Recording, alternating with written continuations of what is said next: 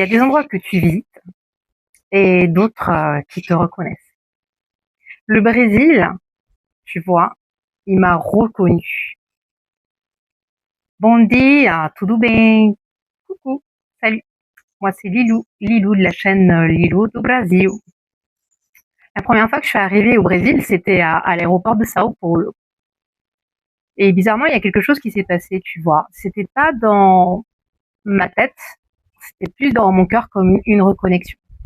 Comme si tout mon être se souvenait que je devais être ici.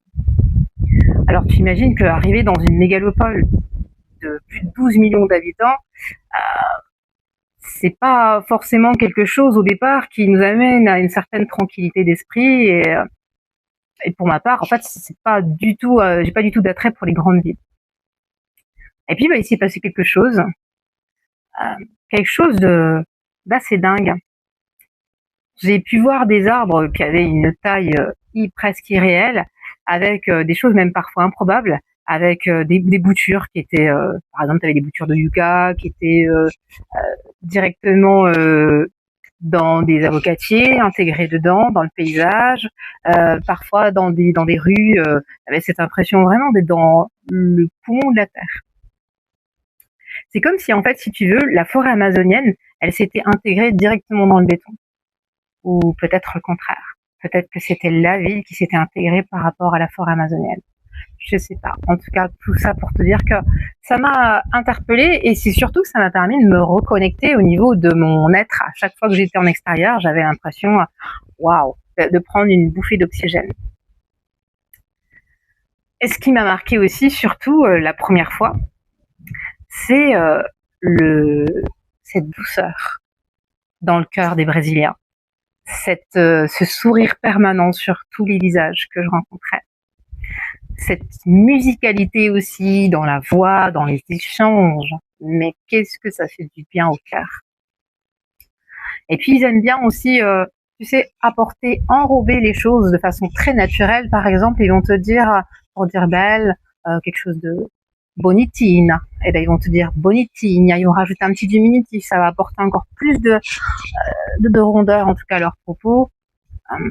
J'aime beaucoup cette façon d'amener les choses avec beaucoup de précaution, avec beaucoup de gentillesse. Alors moi, pour tout te dire, lorsque je suis arrivée la première fois, à part dire obrigada, bon dia, por favor, je ne savais strictement rien dire.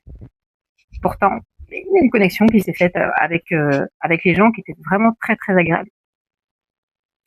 Par contre, il y a une question que je me pose, et ça reste encore un mystère, c'est pourquoi est-ce que les Brésiliens, ils adorent autant les Français?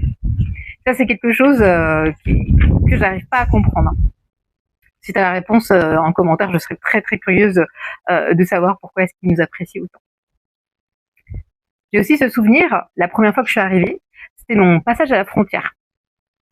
Je me suis pas sentie contrôlée comme tous les passages aux frontières pour tous ceux qui voyagent. Ils en savent quelque chose, t'as l'impression d'arriver et d'avoir un scan corporel. Là, on était vraiment plus sur quelque chose comme j'ai été accueillie. Voilà, c'était vraiment très agréable, c'était un échange d'humain à humain, c'était vraiment très très sympa. J'ai eu le cas aussi de ma maman qui était revenue avec moi, j'étais revenue en France et puis du coup je suis repartie avec elle. Et puis on est dans la file d'attente et on a un agent qui vient nous voir et qui nous demande l'âge de ma maman. Et qui tout naturellement, du coup, nous a fait changer de file et nous a fait passer en priorité.